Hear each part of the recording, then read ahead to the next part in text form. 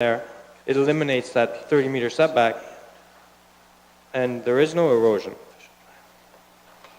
issue. I don't see why we're tied up here. Through you, Mr. Mayor, in terms of the policies, I can base my expertise on the planning and the land use and the policy perspective. In terms of the geotechnical and the slope stability aspects of it, I would look to the geotechnical report and the expertise of the Long Point Region Conservation Authority in terms of their review components. Okay, so I'm even more confused because earlier we just did one in Dover off a prospect that was beside a cliff too. And that was a little better for some reason. I'm not understanding why. I feel there's two different levels going on here. Through you, Mr. Mayor, absolutely, there is different review in terms of the different properties and the different impacts from the property earlier on the agenda versus this property, different factors that go into it. So we look at each of those on a site-specific basis. Okay, thank you. Any further questions for staff? Councillor Columbus?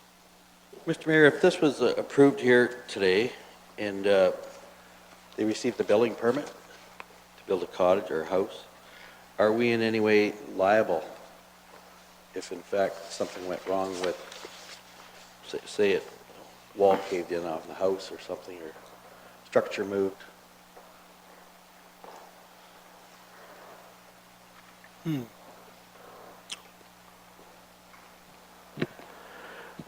The PPS is abundantly clear. This land is designated hazard land. You have the advice of professional planning staff. The Conservation Authority has indicated its concerns. Somewhere in one of the documents, the provincial staff indicate that this does not meet PPS.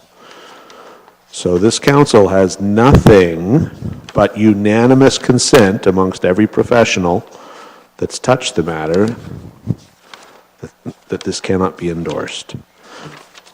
The outcome of going against all that advice could be a legal process. Beyond that, we cannot surmise, or it would be irresponsible to surmise in public. Councillor Oliver? Thank you, Mr. Mayor.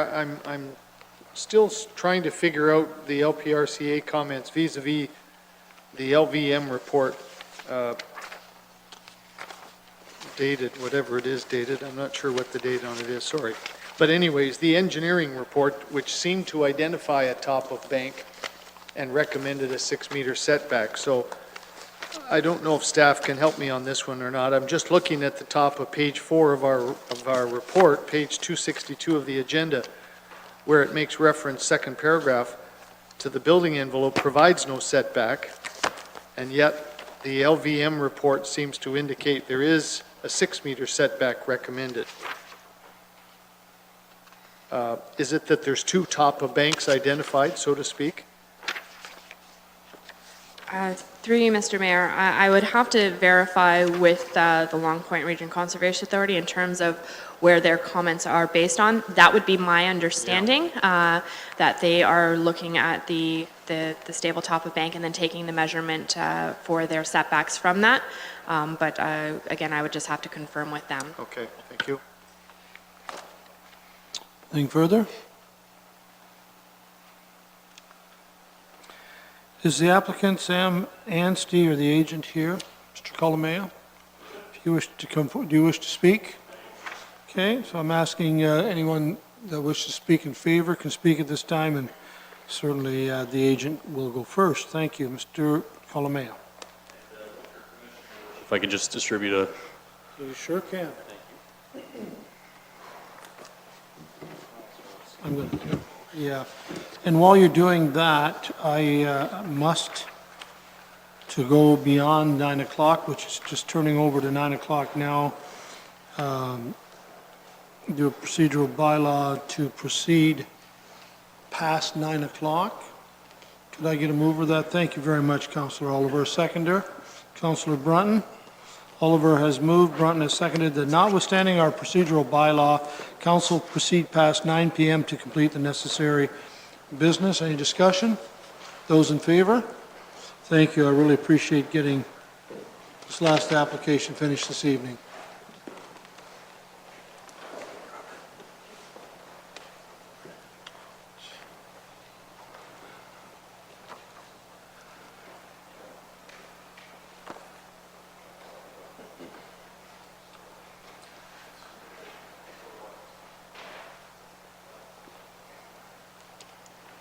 Thank you. May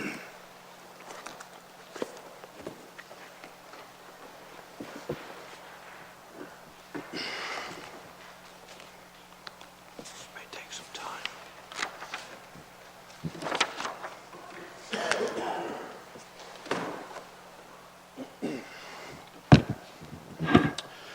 Good evening, Your Worship, members of council, staff, and members of the public. My name is Nathan Colomay. I'm here on behalf of the applicant in this matter.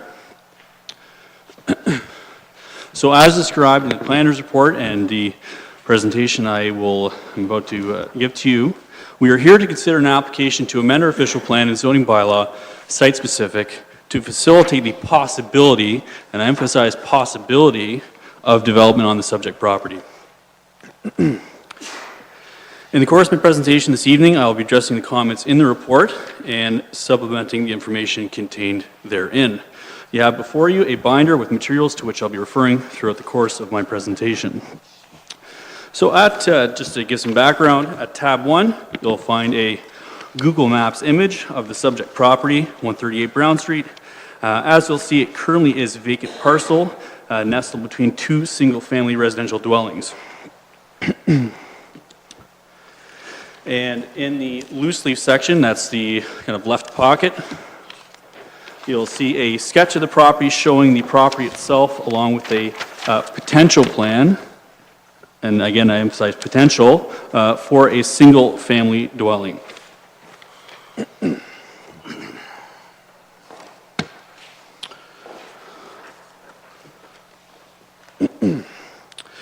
So the planning report has provided a number of comments from various stakeholders. And I note that on page 1 of the report, no comments were received from the Planning Advisory Committee. On the second page of the report, the report correctly identifies that the parcel is currently vacant. However, it is important to note that there was a dwelling on the property for many decades, but it was demolished about 10 years ago because the structure itself had become infested. I think there's rodents and some insects, and not because of any natural hazards such as erosion or flooding. And further to that, at tab 2 of your materials, you'll see a property information report from the county. And then under building construction information, there was in fact a demolition permit received. And just turning back to the first image after tab 1, this is the most recent image we could get from Google Maps, but unfortunately it's missing quite a bit. If you look at the north side of Brown Street, that's across the road from the subject property, you'll see nothing. Well, that's changed quite a bit. If you do drive down Brown Street, there is a long section of townhouses. I believe it's the first phase of a development that's going to extend further down Brown Street. I believe Mr. Boer is constructing that. The building department has commented that engineered foundations would be required for any proposed dwelling on the property, and the applicant would be happy to do so at the building permit stage. Now, on pages 14 and 15 of the report, the Ministry of Municipal Affairs and Housing has taken the opportunity to comment on this application. And on the first page, the Ministry just sets out some basic background information, its understanding of the application, which is more or less on point.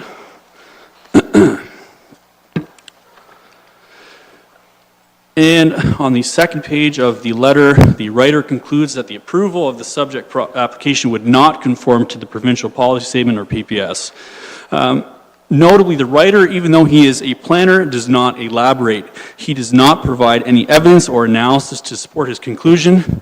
He merely regurgitates policy and definitions. Well, it's hazard land because it's hazard land. While this information is certainly relevant as it comes from the ministry, it is of little weight because it is simply a bald assertion with essentially nothing to back it up, and for the reasons I'll provide in my presentation, is incorrect. The subject application does conform to the PPS. And the letter continues, the ministry was able to was able to complete a species at risk screening for the property. There are no known occurrences of species at risk for the property. So, in conclusion regarding the ministry's comments, the ministry has come to a conclusion regarding non-compliance with PPS with no analysis provided to us and therefore is of little utility in this public meeting. Continuing on page 2 of the planning report, the Development Engineering Department has also commented and indicated that a number of requirements would need to be satisfied. And again, these are very reasonable requirements and the applicant would be happy to satisfy them, and again, at the building permit stage. Now, getting into a heavier section, if I could call it that, on page 3, the Long Point Region Conservation Authority. And as it is its prerogative, the Long Point Region Conservation Authority, or LPRCA, has provided comments at length regarding this application, starting on page 3. And the LPRCA first notes in the second paragraph of page 3 that the subject lands are located entirely within the Lake Erie shoreline erosion hazard. Well, this is a misleading statement. Administratively, at present, the hazard land mapping covers the subject property. However, the purpose of the application before you this evening is to correct this by asking and answering the following question. Are the lands truly hazardous? They are not. The LPRCA in its comments refers to 2 publications, the PPS and the Ministry's technical guides. It first repeats the definitions found in the PPS regarding hazard land and suggests that because the land is currently designated as hazard land, well, it must be hazardous hazard land. The writer does not do what should have been done, which is cite the appropriate definitions and then apply those definitions to the subject property. There's nothing here other than a mere citation of definitions. There's no analysis. Essentially, the writer falls ill of the circular reasoning fallacy. Well, it's hazard land because it's hazard land. That certainly doesn't make any sense. So next, the writer addresses the ministry's technical guides.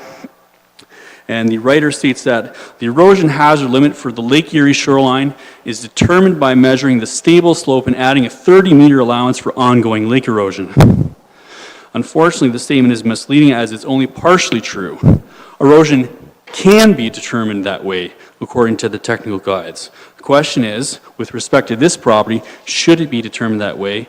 And I submit, no, it should not. The problem with this statement is that it assumes that we are dealing with a property that has only natural features and undergoes natural processes, like a beach or just, any kind of normal shoreline. And that's not the case for this property. With our property, there's an intact and well-functioning block wall. This makes a very big difference. So the question is, taking into account the break wall, how is erosion determined? So if I could please take you to tab 3 of your materials, you'll find a paper entitled Recession, and recession is a technical term for erosion. Recession rate of glacial till bluffs in the Journal of Waterway, Port, Coastal, and Ocean Engineering, written by Professor Campice. He was then, at the time, a professor of civil engineering at Queen's University. And as seen in the abstract, the relationship for waves in the recession rate of cohesive bluff, like that of the north shore of Lake Erie, is a function of the interaction between waves and the shore. So when we're speaking, there are different causes of erosion, but for this site, the LPRCA has identified erosion as, and where would that come from? Well, it come from the lake, of course. So here we have a function of, well, what is the wave force, and what is it hitting, and how is that reaction taking place? And if I could turn you to now to page 71 of the paper, so that's about 10 pages in.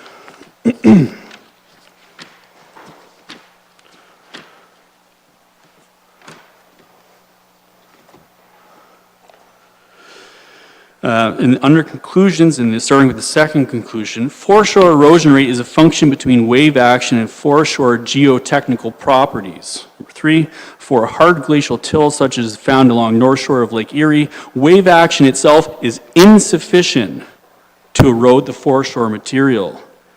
the presence of granular material in the water column to act as an abrasive and possibly the reworking of the material by wave action are required additionally to affect erosion. The involvement of sand is substantiated by the geometric similarity to cohesive till profiles and sand profiles along the shore. So we can't just say, well, erosion's happening. Well, yeah, it is. But it also depends, well, what kind of property are we doing? Are we dealing with a dynamic beach? Are we dealing with a break wall that's made out of stone? Are we dealing with a break wall that's made out of titanium and is diamond encrusted? It makes a big difference what we're dealing with. So we can't just paint the entire shoreline of Lake Erie in one big bad brushstroke as the LPRCA comment suggests. We need to take a look at the subject property and those immediately around. And I do appreciate that there is a reason why the 30-meter formula is there. You know, we just simply don't have the government resources to take a look at every single property in advance and say, well, this is what the hazard line should be for this property. So that's why we have this planning process.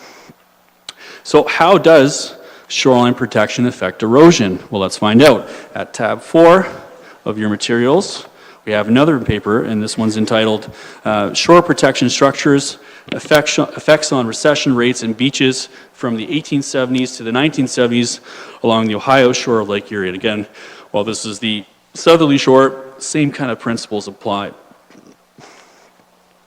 In the abstract, the author finds that the recession or erosion rates have declined over that period, and that these decreases have been attributable to shoreline protection.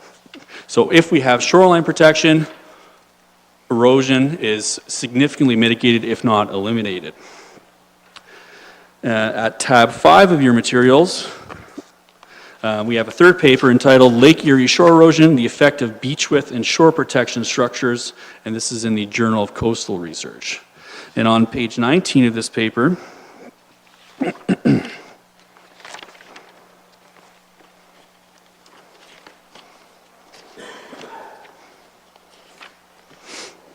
under the heading Lake Processes, the author finds that the lake level and storm waves are the most important variables for erosion.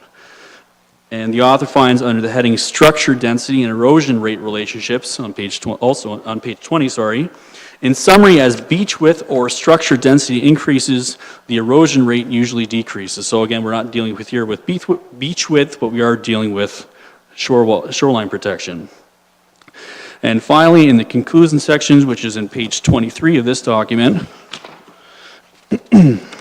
erosion rates in general decrease as beach widths and or shore protection density increase.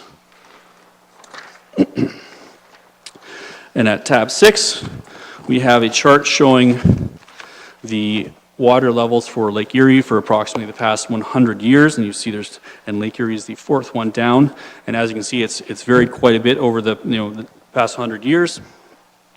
And the cottage that previously existed on the property was there for several decades and successfully withstood these conditions, including some of the highest water levels without incident. And that goes for the same with the other houses all along Brown Street. And then at tab 7, you'll find an excerpt from the ministry's itself, Understanding Natural Hazards. And I'd like to direct you to the third page after this tab, which is just page 12. And there's an important section here. So except as provided, the policy development can be permitted, but there's a lot of conditions. I mean, you have to show that it makes sense for the property. And importantly, this is omitted from the Long Point's comments. So they make it seem as, well, if it's hazard land, that's it. Well, no. We have to take a look a little bit deeper and take a look at the subject property, its qualities, and take it from there. So even the technical guides themselves contemplate development where hazards can be effectively managed, yet this section is absent from Long Point's comments. And at tab 8, continuing on with the technical guides, you'll find an excerpt from Appendix A1.2, Lake-Land Interaction, and I'd like to draw your attention to the second page, Erosion by Waves. And toward the end, the first paragraph reads, an area of resistant rock such as granite recession rates may be measured in millimeters per 1,000 years. So it really matters what kind of material is on the foreshore. In this case, we have blocks of dense hard rock. We're not dealing with beach sand. We're not dealing with soil. We are dealing with something that's very, very hard. And at tab 9, there's a recommended approach for designing shoreline protection. So if development is seemingly always to be avoided near the lakeshore, why bother with an official government publication concerning the design of shoreline protection? And the same goes for tab 10, where you'll find part 7 of the technical guides entitled Addressing the Hazards. And obviously I didn't reproduce the whole of this, but this is about 109 pages of how you can properly deal with hazards. So again, if development's always to be avoided by the lakeshore, well, why bother addressing the hazards? And finally, at tab 11, you'll find the geotechnical report for the subject property. And again, I'm glad that the setback was hit on. So again, what it comes down to is the starting point is where the hazard line is. I've dealt with clients before, well, their entire property, and this is not even nowhere near the lakeshore, it was just in the middle of Norfolk County, and just based on the topography of the land, Long Point designated as hazard land. Well, then we took a listen, we provided a survey, and Long Point itself said, oh yeah, no, that's not hazard land. So it's a bit of a complex relationship between Long Point and its establishment of the hazard land line, and from there, that informs municipal policy as to what the official plan, what the zoning bylaw designation and zoning for that property is. So for here, if I can sum up, the geotechnical report is development can be safely done on this property. It just depends where we, again, we have to take into account, do we need footings, do we need pilings, do we need all these other factors? But again, that can be dealt with at the permit stage. What we're here is, should we at all permit the use of a residential dwelling on the property? And again, the engineer in this report recommended 6 meters. So in short, if it can be engineered safely, it can and should be built. And in conclusion, for this section, proceeding is obviously a lot to chew on in the confines of a Planning Act meeting. However, we can still come to a few conclusions for Long Point's comments. Erosion rate isn't just some catch-all limit applicable to all properties. Shoreline protection dramatically reduces erosion rates, and the subject property has effective shoreline protection in place right now.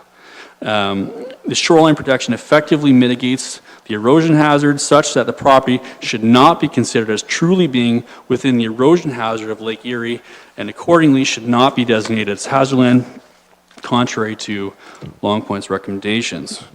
And finally, the most important part of Long Point's comments come right at the end. I'm quoting, for the applicant's information, it should also be noted that the subject property is located entirely within the regulation limit of Ontario Regulation 17806, made under the Conservation Authorities Act. And this is very significant.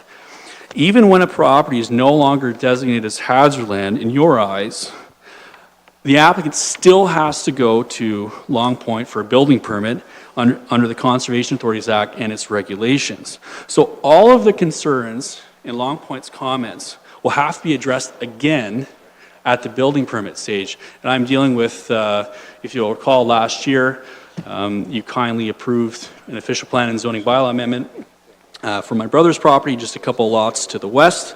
And over a year later, we are still going through the building permit stage, and we will have to go to a hearing before Long Point. So all of the I guess you can call them provincial concerns and whatnot, raised by Long Point's comments and the planning process in general are protected and will have a chance to be heard again and considered by Long Point's board when it comes time to consider a building permit application.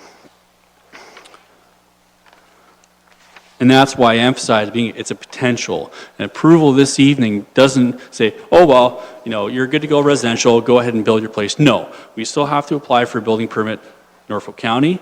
And the bigger, I would say, challenge is obtaining a building permit from Long Point Region Conservation Authority. So by redesignating this as residential and the appropriate zoning to go with it, does not eliminate that, oh, well, Long Point and its residential now go away. No, all of those same concerns will still have to be dealt with.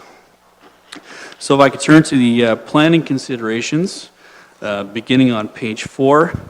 The PPS, provincial policy statement, was cited in Long Point's comments, and we consider it here again. As noted on page 5 of the planning report, the PPS encourages intensification. This application would work toward achieving that, rather than build a dwelling in an entirely inappropriate area or attempting to do so.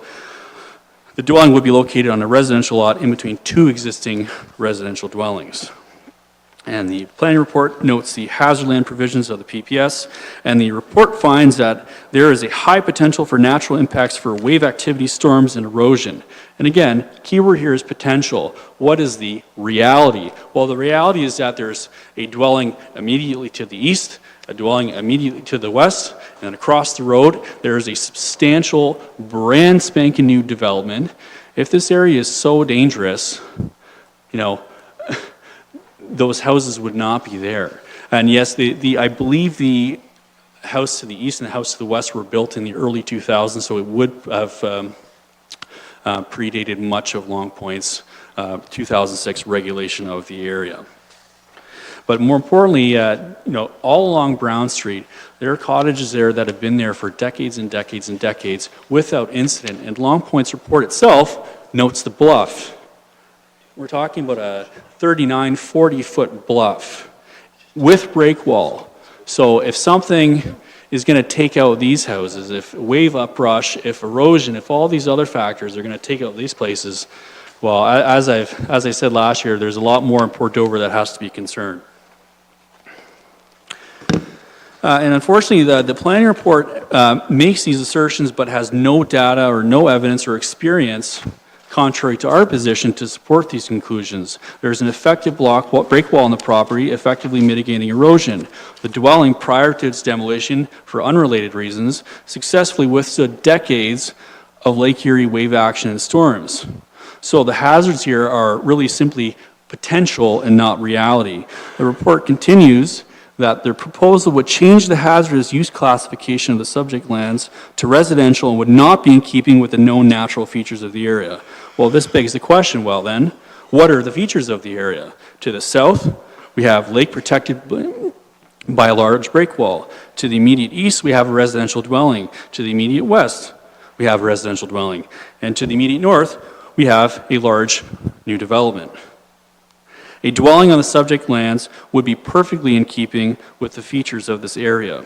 And the report continues on to address endangered species, and that was already addressed by the ministry in its comments, saying that there are no issues for the subject property. And then the planning report continues on to consider the official plan. And the section begins, the hazard land designation applies to those lands that have inherent environmental hazards such as flood susceptibility, erosion susceptibility, instability, and other physical conditions which are severe enough, if developed upon, could pose a risk to occupants such as loss of life, property damage, and social disruption. So, going back to what I suggested before, we have a definition now, let's apply it. Are there potential hazards? Yes. That is obvious. Lake Erie is adjacent to the property. However, are they severe enough that if developed upon, could pose risks such as loss of life, property damage, and social disruption? No. Neighboring dwellings on the lakeside of Brown Street have withstood decades of whatever Lake Erie has to throw at them without issue, and these include particularly high water levels. Are there potential hazards? Yes. Have they effectively been mitigated? Yes. Can a dwelling be effectively engineered and built to effectively counter these risks? Yes. The geotech report shows us that it can. And at the bottom of page 5 of the planning report addresses the geotech report itself, and it acknowledges the technical expertise of the report, but then goes on to state that the report does not address the potential for other hazards. And this is true, but it's misleading. Yes, the geotech report doesn't address other hazards, but it's not supposed to. It's just a geotech report.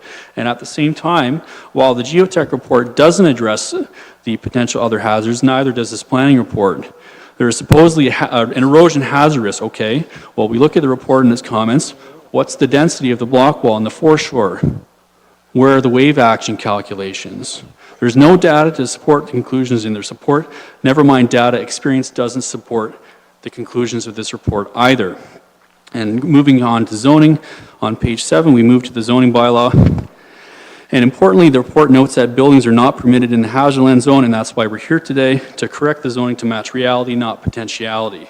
And finally, while informative, information regarding the City of Nanticoke bylaw is simply not relevant because that's not the bylaw that's enforced with respect to the subject lands. So, and with respect to comments that the conclusions were unanimous, well, people can be unanimously wrong, and that's the case here. We have issues of, well, it's hazard land because it's hazard land, and we all say it's hazard land because it's hazard land, therefore it must be hazard land. Well, that's not the case. If you take the definitions that all of these stakeholders abide by, and we actually look at the subject property, it's clearly not hazard land. So thank you for your time and attention. I know it's a lot. We are applying to amend our official plan and zoning bylaw from hazard land to residential. And as a result, a dwelling would be a permitted use on the property. More importantly, however, we need to note that this is a Planning Act application and not a building permit application. An approval tonight would not give the applicant a building permit. There would still be quite a hill to climb for any development, pun intended. The applicant would still have to obtain a building permit from Norfolk County and the Long Point Region Conservation Authority. At the building permit stage, the concerns raised in this report could be addressed, any sorts of hazards, slope stability, so on and so forth. And if not, the applicant wouldn't get a building permit. Simple as that. The fundamental question to ask tonight is whether or not the subject lands are truly hazardous. We know what the definitions are, but we need to apply them. We can't just shrug and say, well, it's hazard land because it's hazard land. The property has an effective break wall. It's big, it's thick, it's dense. I know because I personally walked on it.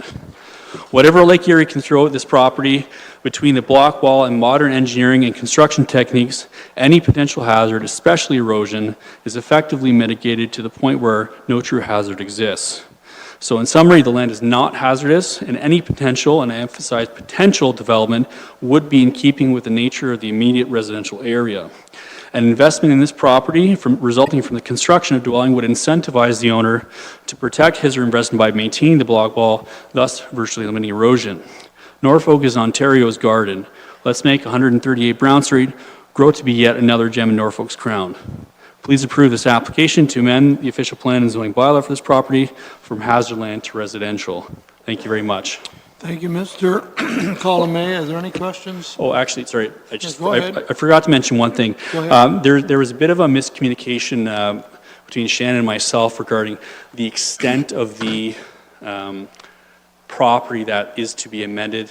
Should you so approve it? We're looking for a little bit more than what's just the immediate building envelopes. I'm not too sure how we would best tweak that to get to where we would like to see you consider something. I look to your direction. Shannon, can you help us with this? Through you, Mr. Mayor, there is no proposed bylaw amendment or zoning bylaw amendment on the agenda tonight. So in terms of the go forward, if depending on council's decision, we would be able to kind of address the mapping at that time. We'll deal with the application before us, and if, whatever way it goes, if we need to go to the next step, that'll be addressed in bylaw. I think I saw Councilor Brunton's hand. I think, yes, I did. Thank you, Mayor Luke. Through you to Nate. You did your homework, I can see. Thank you, sir. I'm looking at this map, the one that was in the front of the mine. Looking at all the elevations on there, and I certainly see where, at least in my opinion, you can build a cottage there, but forget all the policy stuff. You look at it from a strictly an elevation standpoint. Do you know the elevation of the block wall at the bottom? There's no elevation on it. And No, but just from knowing all the other properties, I mean, my brother's property is a couple lots over, and his in-laws are next to him, and the block wall is fairly uniform all across the properties, and depending on the water level, on an exceptionally high water level day with huge wave action, can the water hit the break wall? Yes, it can, but usually the break wall is quite a bit above the water level. So in terms of the elevation, I don't know the numbers. I just know kind of rule of thumb, spending lots of time there. Well, the reason I asked that is I looked at the Great Lakes. The Erie high water mark is 175 meters, roughly. At least that's the way I read it. Pretty small print. But if I remember right, I thought the wave uprush was about 176.5. I've heard that many a times. Yeah, as a why. 176.5, does that ring a bell? It rings a bell, but I couldn't Yeah. confirm either way. And if you look at the elevation at lot 31, I guess that would be to the east. And if you look at the elevation of the wall, I guess that's a wall that you're going to build around that new cottage if you build it, is 187.20. So that's quite a bit above the break or the block wall and the wave uprush if it ever happens. Yeah, So- through you, Your Worship, to Councillor Brutton, on a normal day, you have to climb down the break wall to get to the water. You can't just slip your toes in. Right. And also on this drawing, it says that all the downspouts are going to be directed to the road and everything. So what is the real issue in terms erosion? That is the sole hazard that's focused on in Long Point's comments, and then a number of other hazards were mentioned in passing in the planning report. But I would take the erosion hazard to be the principal concern here. And then, as I noted in my presentation, if that's the principal concern, well, then we don't have a principal concern because the break wall effectively deals with, the erosion hazard. Right. No, I just say, when you look at it from a technical standpoint to me,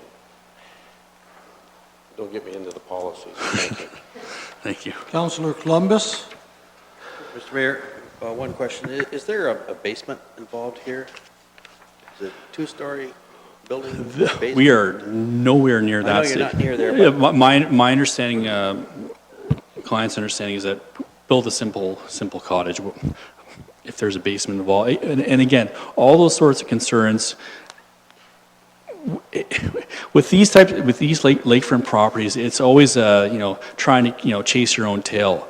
It's always a question of, well, what can we build? Well, what do you want to build? Well, again, it comes down to, well, what can we build? And that's where we'll, work with Leanne and work with Lori to, to come to some sort of. do you know if the two neighboring properties to the east have basements? I do not know the answer to that, but there is a fellow here who would be able to answer it. Thank you. Any other questions for Mr. Colomea? Councillor Oliver? Mr. Mayor, I'm too referring to this drawing that you handed out to us. Yes, sir. And I see on the lakeward side of the building footprint, the gray line references a retaining wall system designed by others. In the geotechnical study that was attached to our planning report and that you've got in your materials, that was only referencing the big erosion block wall at the toe of the slope down in the lakeside. What is this retaining wall system designed by others that you're showing on your drawings here, and who are the others? And does that impact in any way the erosion aspects or bank stability? So in terms of erosion, I would suggest not, because we have to, again, it's difficult looking at my apologies, through you, Your Worship, to the councillor. This is on a very high bluff. So where any sort of cottage would be at road level. And then from there, there's a drop, and then right kind of at the very end, just before the break wall, it sort of levels off. Then there's a break wall, then it drops, and then there's the water again. So what this is, that does not exist at present. It's just, I believe it's part of the proposed, or this the sketch, the way it's set up now. With respect to erosion, how it would affect it, I don't know. I don't believe it would, because it's nowhere near the lake level. I believe. which they could fill in order to level the lot up. I would believe so. And we have to realize as well is that there'd be a balancing between any sort of development and building in that whatever, fill would need to be removed to, ensure the stability of that slope. Thank you. Any further questions? Councillor Height? Thank you, Mayor Luke. Through you to the deputation, I'm looking at the letter we received from the provincial planner, Mr. Stubbs, and I'm not sure why he always has to comment on our stuff. I know we've been to his education center, and that wasn't that helpful, but I see here he quotes section 3.11 and bases that this isn't applicable or doesn't apply or doesn't conform to the provincial policy statement because of section 311, but I don't know, maybe they can't afford paper over there anymore, Mr. Mayor. There's section 313. And is that how you feel? That this addresses the hazard and therefore it does work with the provincial policy statement? If we look at the provincial policy statement and then I find the technical guides are far more helpful because again, the provincial policy statement does serve a purpose. It is a general, broad starting point, and then the technical guides get into the nitty-gritty. There are provisions within the PPS that, again, if you can address the hazard, well, then there isn't one, or it's mitigated to the point where it's not a consideration. And the technical guides, I don't know if you've ever printed them off, I have, they're hundreds and hundreds and hundreds of pages long. They're like a little mini library, and there's ample material how to deal with hazards, how to construct, as I discussed in my report. So, yeah, so again, I completely disagree with this report. It didn't go into any detail whatsoever as to on what basis it's hazardous and why it should remain so. So to me, the land is not hazardous. It does conform to the PPS and it conforms to the technical guides. Okay, thank you. Any further questions? Thank you, Mr. Colomea. I will ask if there's Thank you, anyone Your else Worship. in attendance this evening wishes to speak in favor. David?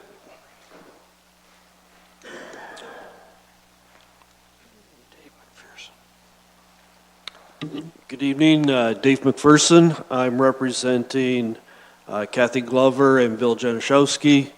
They own lots 27 and 28. Would be, if there was a building there, it would be 132 or 134 Brown Street. It's the large vacant parcel to the west of the subject property. I'm here tonight just to express support for this application because Glover and Januszowski intend to do the exact same thing in the future. They want to build on that vacant property. You can see on the aerial view there, it's the vacant lands to the left. Two over? Two over, Thank and you. it's two lots. And so it's a substantial parcel. And we support this application. Thank you. Thank you. Any questions for David? Councillor Oliver? Thank you, Mr. Mayor. David, maybe I could have asked the previous speaker, but looking at my air photo on my iPad, it's a little more detailed than that one. It appears as though the lot between the subject lot and the two that you're representing has a cottage or a building on it now, and yet the break wall right at the water's edge appears to be non-existent right there. Is that in fact a gap in the break wall at the bottom of that slope, to your knowledge? I can't answer Yeah. that. I would suggest you ask Nathan that question because he walks along there frequently. Okay, all right, thank you. Further? Thank you, David. Is there anyone else in attendance who wishes to speak in favor of this application?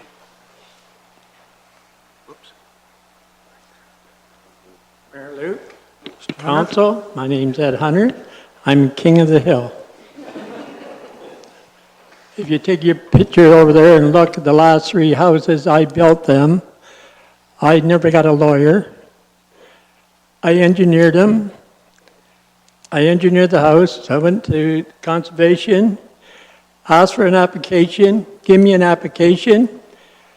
I wagged my tail a bit until they grabbed it, and they gave me my permit. Now, you talk about the end lot, the third one over. You talk about the new regulations.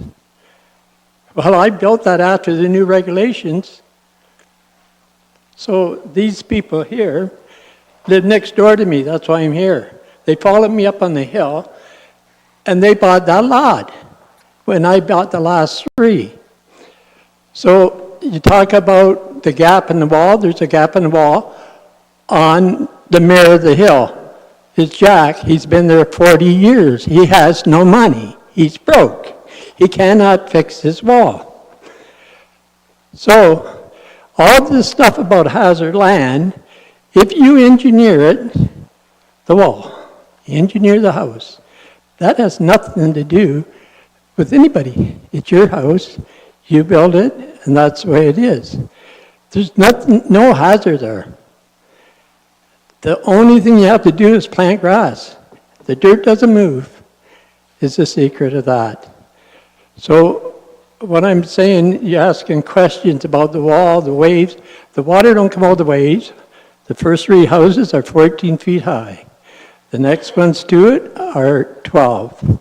Then you move down where this hazard lot is, it's 10. So they do vary. But all you do is get, the other question you asked, who Wilkinson bit the rocks from there to the gap where there's no wall. Wilkinson put the gap there. The rest of the place was done by Jerry Livingston. So Wilkinson is doing all the walls all over Norfolk County. They're the ones that do it. Now, you got to ask yourself one thing. The second house from the end is mine. It's sitting on hazard land. Would any of you guys in here buy my house? No, right? Is that your answer? I went downtown at Stoney's Hardware and got a $10 sign, put it on front of my house. I thought, well, I'll see what I can do with it. I sold it for $1 million. I put the check in the bank yesterday.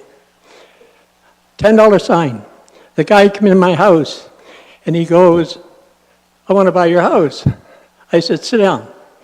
I said, first of all, my taxes are $8,200 because I had people before that and they walked out the door. Next question, I said, it's on hazard land? Yep. I said, now do you want to look around? He goes, yeah. I said, okay, look around my house. I'm staying here, you look around my house.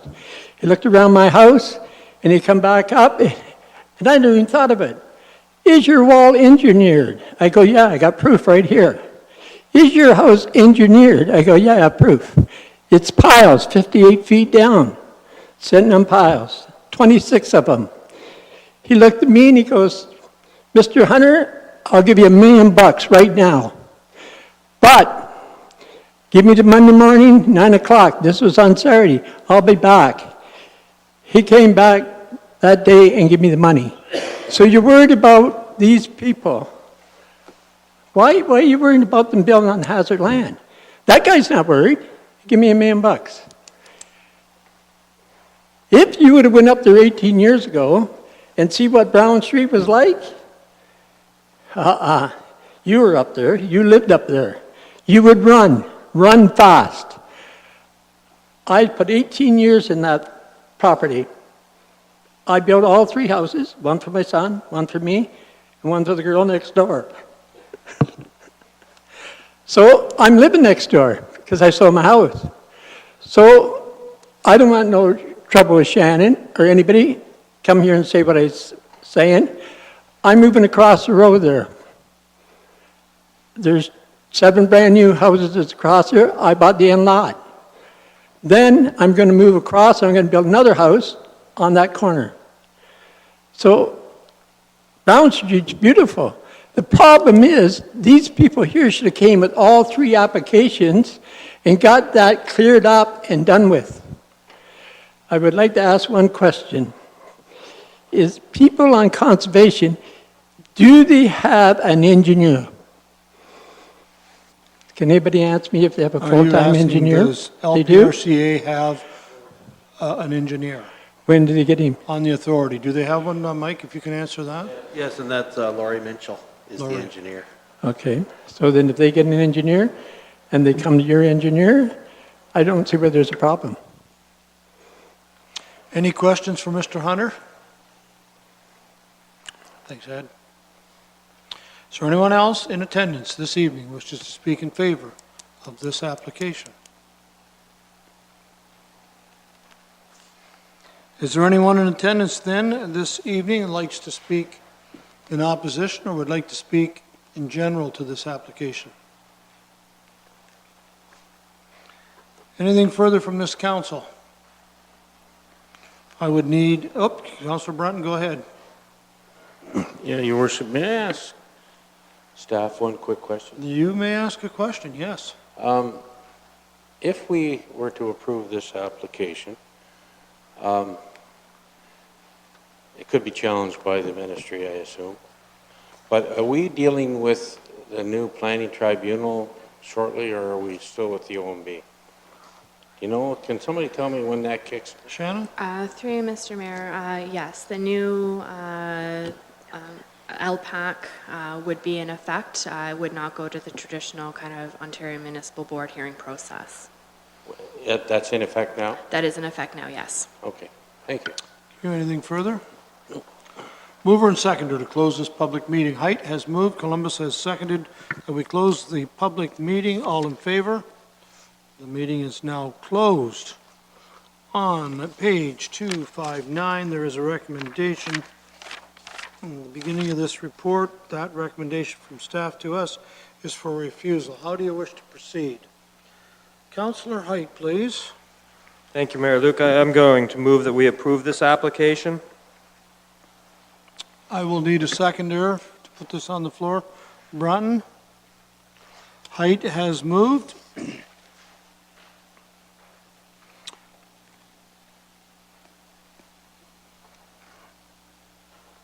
Brunton has seconded that the application of Samuel Michael Vincent Anstey, 32 Seabreeze Drive in Port Dover, Ontario, affecting the lands described as Lot 30, Plan 118, Urban Area, Port Dover, Norfolk County. This is to amend our Norfolk County official plan and our Norfolk County zoning bylaw 1Z 2014. File numbers are in front of you, that it be approved.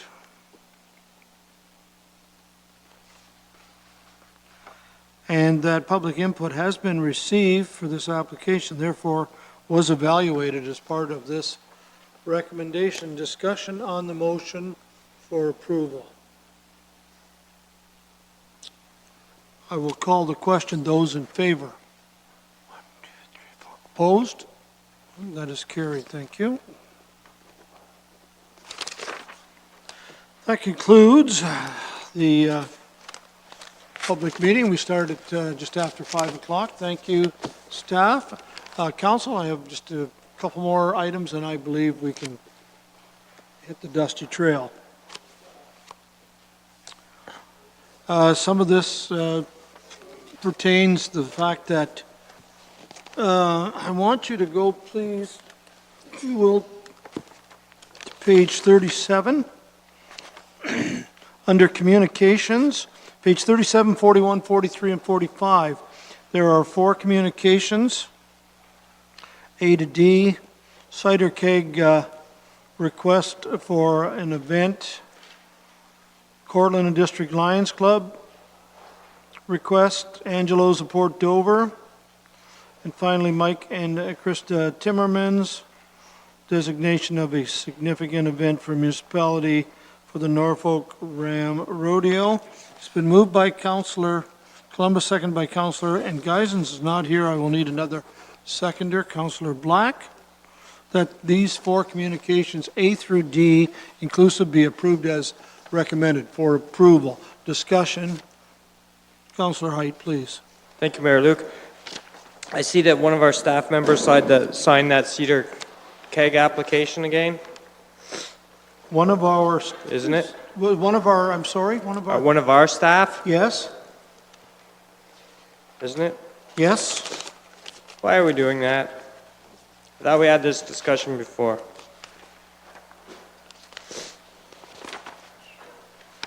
Matt Vaughn has signed, he has applied for this. He's the applicant. Matt Vaughn is the applicant, it's his property. Matt Vaughn, it's his, he's the applicant, it's his property. Yeah, he's running the event. Like- It's his event. He's It's not, running, yeah. he's not signing it as a staff member, he's signing it as a private citizen. Okay, thank you. Good question. Any other questions? If not, those in favor? They would be approved then as recommended. Thank you for that. This next one is a motion by Councillor Columbus, seconded by Councillor Brunton, and this has to be dealt with tonight because it deals with the upcoming Friday the 13th, that the area rented from the county by the Kinsman for the purposes of setting up a beer tent for the April 13th, 2018, and the July 13th, both Friday the 13th events, 2018 be declared to be a municipally significant event. I think you recall where this request came from. Any discussion on this?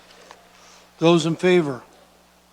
Carried, thank you. Just a couple more and we'll be on our way. I would like a mover and seconder, and this is to approve the council and committee minutes from last week. Councillor Height has moved. Councillor Black has seconded that the open and closed minutes of the council, is that right? The closed, okay. That the open and closed minutes, both, okay, of the council and committee meeting of March 20th, 2018 be approved as amended with exception of resolution number 19, which is deferred to the April 10th, 2018 meeting of council for discussion. So everything but 19, and it will be dealt with 2 weeks hence. Yes? Discussion? Yes, thank you, Mr. Mayor. I had sent in a point to the clerk yesterday, and I think it was CC'd to all of council, asking for Yes. an amendment to the minutes, and it is that same item on that page. May I read the wording that I was proposing could be included, or has he already included the draft wording? I can This is include the number draft 19 you wording asked in these minutes here. If that's so- acceptable to council. I mean, I just wanted reference in the minutes, Mr. Mayor, to the inclusion of prefab structural steel bridges as a design option, That's 19, which I think right? Ms. Robinson Yeah, said she so would. it will but- be included. Okay, thank you very We'll much. deal with it in 2 weeks. He's given us, any other comments? If not, those in favor? It's carried. I think we've got one more to go. These are the bylaws. Are you okay with these? They're okay. We dealt with all the planning. I'll need a mover and seconder. Councillor Oliver has moved and Councillor Brunton has seconded. That bylaw 2018-05, bylaw 2018-26 to bylaw 2018-28 inclusive, as well as bylaw 4 OP 2018, bylaw 5 OP 2018, and bylaw 25Z 2018 to bylaw 29Z 2018 inclusive, be passed, signed by the mayor and clerk, and affixed with the corporate seal. Discussion on these bylaws? Those in favor? Carried, thank you.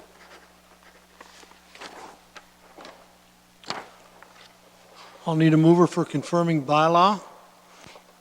Councillor Height? Nobody wants to leave. I need a seconder. Councillor Oliver, thank you. That bylaw 2018-29 being a bylaw to confirm the proceedings of council on March 27, 2018 be passed, signed by the mayor and clerk, and affixed with the corporate seal. Those in favor? Carried. We are adjourned. Well, you can go ahead, but there may be nobody in the room to listen.